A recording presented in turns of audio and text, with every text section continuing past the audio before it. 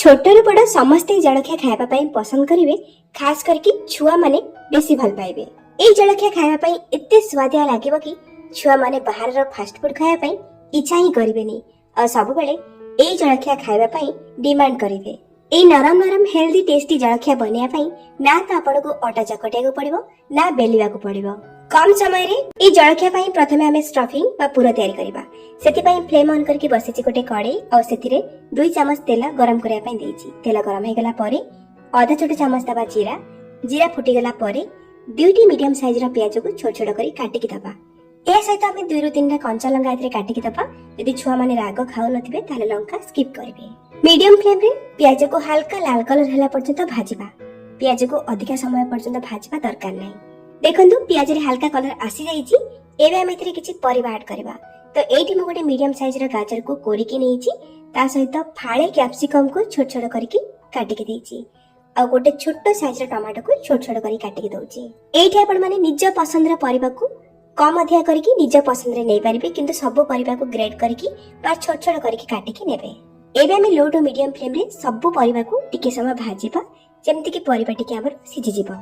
परिबा टिके भाजी गला परे एथिरा में दबा स्वाद अनुसार लूण, ता सहित आधा छोट चम्मच दे दबा हळदी गुंड। भला कलर पई आमे एठी आधा छोट चम्मच दबा काश्मीर रेड चिली आ गोटे छोट चम्मच दबा चिकन मसला। आपण माने चिकन मसला जगह रे गरम मसला भी नै पारिबे। फ्लेम को स्लो रे ही रखिबा और सब को गोळै नबा। एबे हम एथिरे अंडा पकेबा। एठी मु 6टा अंडा नेछि भांगी। आपण माने एठी अंडा कम अधिया करके निज हिसाब रे नै पारिबे। जदि आपण माने अंडा खाउ नाहंती बा वेजिटेरियन ताहाले आपण माने अंडा जगह रे सिझा आलू नै पारिबे, नाइ तो पनीर को ग्रेट करके मध्य नै पारिबे। फ्लेम को बिल्कुल भी हाई करिवेनी, लो टू मीडियम रे ही रखिबे। एबे हम अंडा को भला भाबरे गोळै नबा। जेमिति आपण माने घरे अंडा भुजिया तयारी करंती प्रोसेस सेम ही रहइबो। दर्शक बंधु आज रे रेसिपी जदि आपन को पसंद आसीबो वीडियो को लाइक करिवे, शेयर करिवे। चैनल रे जदि आपण माने नुवा ताले प्लीज सब्सक्राइब कर लेबे। फेसबुक पेज रे देखुतिले फॉलो तो निश्चय करिवे। एठी देखंतु अंडा को गोळे की भला भाबरे भाजी नेछि। एठी हमें 1/4 टीस्पून दबा गोलमरिच गुंड आ कटा हेतिबा किछि धनिया पत्र दबा आ गोळे नबा। ध्यान रखंतु बहुत समय पर्यंत अंडा भुजिया को भाजिबेनी, नहले ड्राई हे जिवो आ सुखिला हे जिवो, जोटा कि खाइबा को भल लागिबनी। आहुरी स्वादिष्ट करिया पई एठी हमें गोटे बड़ा चम्मच दबा टमाटो केचप। टमाटो केचप बिल्कुल ऑप्शनल अछि, आपण चाहिले देई पारिबे न देई पारिबे, किंतु टमाटो केचप देले हमर अंडा भुजियाटा अधिक सुखिला हबनी, टिके जुकजुका हेकि रहइबो, टेस्ट बहुत बढ़िया आसीबो। एठी हमर स्वादिष्ट अंडा भुजिया एकदम रेडी। एबे हमें गैस रो फ्लेम को ऑफ करबा। ए अंडा भुजिया को साइड रखिबा, जीवा नेक्स्ट स्टेप को। एपटे देखंतु मु नेछि गोटे मिक्सिंग बोल और सेथिरे मेजरिंग कप रे मापे की 2 कप दउछि गहम आटा। एठी आपण माने निज हिसाब रे आ केते अंडा भुजिया बनेइथिबे से हिसाब रे गहम आटा कम अधिया करिवे। एबे हम एथिरे अल्प टिके लूण पकेबा, पाखापाखि 1/4 टीस्पून रो आ सुखिला रे गोळै नबा। एबे हम एथिरे अल्प अल्प पानी देकी गोटे पतला बैटर बा घोळडे तयार करबा। एकाथरे रे बहुत गुडाय पानी दे देबेनी, नहले आटा रे गोटा बा लम्स हे जिवो। सेति पई कम कम पानी देकी आपण माने गोळैबे। 2 कप आटा पई टोटल केते पानी लागिला आपण माने को मु लास्ट रे कहिबी। ए जलखिया को मो गहम आटा रे बनौछि, आपण चाहिले मैदा मध्ये नै परिबे। दर्शक बंधु ए वीडियो को आपण माने केउ जगह रो देखुचंती मते कमेंट सेक्शन रे निश्चय कहिबे। आपण मानकर से गोटे गोटे मूल्यवान कमेंट रे ही मो बहुत इंस्पायर हे थे नुवा नुवा रेसिपी अपलोड करिया पई। एठी देखंतु मो गोळै नेछि, आपण माने चामच रे बा ए बळे हैंड यूज करे भला भाबरे गोळै नेबे। तो एठी देखंतु मो 2 कप आटा पई 3 कप पानी रा व्यवहार करछि। आपण को टिके कम पानी बा अधिक पानी लागि पारे, आटार क्वालिटी ऊपर रहिला। एतिके ध्यान रखंतु ए जे बैटर बा घोळटा आपण माने तयारी करबे एतरे बिल्कुल भी गोटा अंश बा लम्स रहिबा कथा नहे, एकदम स्मूथ बनेबे बा प्लेन बनेबे। और देखंतु यार कंसिस्टेंसी फ्लोइंग कंसिस्टेंसी रे अछि, अब बिल्कुल भी मोटा करिवेनी। और देखंतु चामच रा पछपटे गोटे पतला लेयर हे कि रहउची, एई बळे ही आपण माने बैटर बनेबे। आ ध्यान रखंतु बैटर को अत्यधिक पानी भली पतला करिवेनी, एई भली ही रखिबे।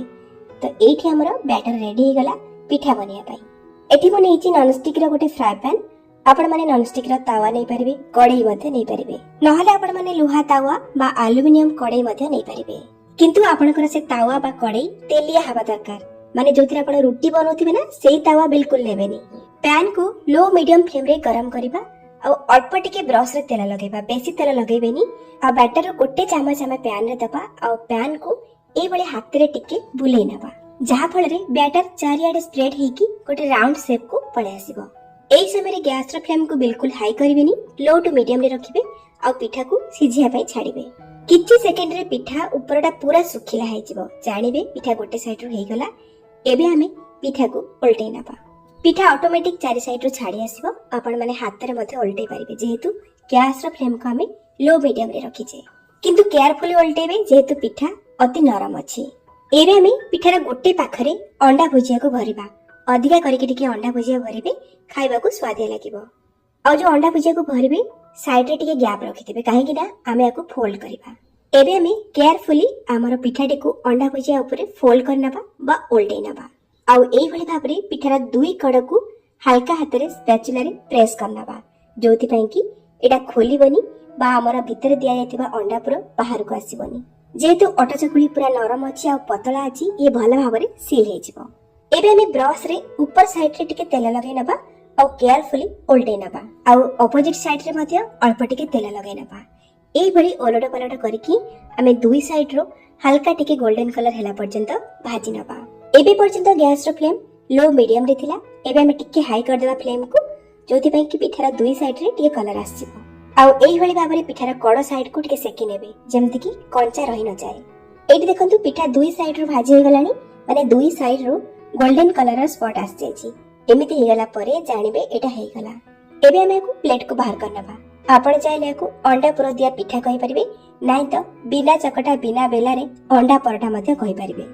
ଏଇଭଳି ଭାବରେ ସବୁ ଜଳଖିଆକୁ ବନେଇ ନେବା। ଆଣ ପ୍ୟାନ ରେ ପକେଇଲା ବେଳେ ଆପଣଙ୍କର ଫ୍ଲେମ ପୁରା लो ମିଡିୟମ ରେ ରହିବ, ବିଲକୁଲ ହାଇ କରିବେନି। ଆଉ ଆପଣଙ୍କର ଆଣ ବା ବ୍ୟାଟର ଏଇଭଳି ଟିକେ ପତଳା ରଖିବେ, ଯୋଉଥିପାଇଁ କି ପ୍ୟାନ ରେ ଭଲ ଭାବରେ ସ୍ପ୍ରେଡ ହେଇପାରିବ। ଫ୍ଲେମ କୁ ବିଲକୁଲ ହାଇ ନ କରିକି लो ଟୁ ମିଡିୟମ ଫ୍ଲେମ ରେ ରଖିବେ। ପିଠା ଗୋଟେ ସାଇଡ ରୁ ଟିକେ ଶୁଖିଲା ହେଇ ଆସିଲେ ବା ସିଝି ଆସିଲେ କେୟାରଫୁଲି ଓଲଟେଇ ନେବେ। ଆଉ ପୁରକୁ ଗୋଟେ ସାଇଡ ରେ ଭରିବେ, ସାଇଡ ରୁ ଟିକେ ଜାଗା ରଖିବେ ଫୋଲ୍ଡ କରିବା ପାଇଁ। ଆଉ ଓଲଟେଇ ସାରିଲା ପରେ ଆପଣ ମାନେ ସ୍ପାଚୁଲାରେ ଟିକେ ଚାରି ସାଇଡ ରୁ ପ୍ରେସ୍ କରିନେବେ ହାଲକା ହାତରେ, ଯୋଉଥିପାଇଁ କି ଭଲ ଭାବରେ ସିଲ୍ ହେଇପାରିବ। ସିଲ୍ କରିସାରିଲା ପରେ ଗ୍ୟାସ ର ଫ୍ଲେମ କୁ ଟିକେ ହାଇ କରିଦେବେ ଆଉ ଦୁଇ ସାଇଡ ରୁ ଅଳ୍ପ ଟିକେ ତେଲ ଲଗେଇକି ଗୋଲ୍ଡେନ କରିକି ଭାଜି ନେବେ। এই ଜଳଖିଆକୁ ଆପଣମାନେ ଯେକୌଣସି ସସ୍ ବା ଚଟନି ସହିତ ମଧ୍ୟ ଖାଇପାରିବେ, ନାଇଁ ତ ଖାଲିରେ ବି ଖାଇପାରିବେ, ବହୁତ ବଢିଆ ଲାଗିବ। ଆଉ ଯଦି ଘରେ ବୟସ୍କ ଲୋକ ଅଛନ୍ତି, ଟାଣ ଜିନିଷ ଚୋବେଇ ଖାଇ ପାରୁନାହାନ୍ତି, ଏଇ ଜଳଖିଆ ସେମାନଙ୍କୁ ବନେଇକି ଦିଅନ୍ତୁ, ସେମାନେ ଖୁସିରେ ଖାଇବେ। ସବୁ ଛୋଟ ଛୋଟ ଟିପ୍ସ ସହିତ ଆପଣମାନେ এই ଜଳଖିଆକୁ ବନାନ୍ତୁ। କେମିତି ଲାଗିଲା ଆପଣଙ୍କ ଅନୁଭୂତି ମୋ ସହିତ ସେୟାର କରନ୍ତୁ। ତାହେଲେ ଆଜି ପାଇଁ ରହୁଛି, ପୁଣି ଆସିବି ଆଉ ଗୋଟେ ନୂଆ ରେସିପି ନେଇକି। ସେଇ ପର୍ଯ୍ୟନ୍ତ ରହିଲି, ନମସ୍କାର, ବାଏ, ଧନ୍ୟବାଦ।